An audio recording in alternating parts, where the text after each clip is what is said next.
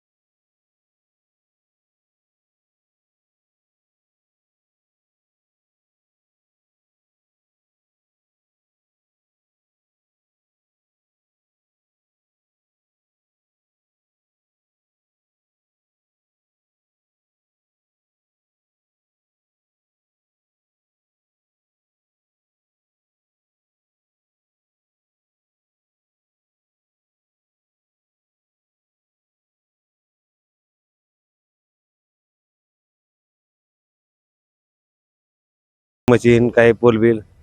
तर त्यातले काही जणांनी आता आपल्याला आज दसऱ्याच्या मुहूर्तावर कडबा कुट्टी मशीन तर दिलेलीच आहे. आणि त्याच्या अगोदर मध्ये जरा एक महिन्यापूर्वी सारंग कार्यालयाचे जे आहेत मालक त्यांनी एक 8-9 पोते आपल्याला भुसा पेंट ते पण गाईंना चाललेलं आहे.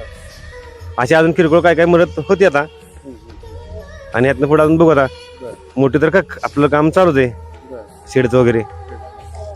आणि आता तुम्हाला अजून कुठली मदत हवी आहे आणि अजून काय तुमचं कामं राहिली आहेत त्याबद्दल तुम्ही सांगा.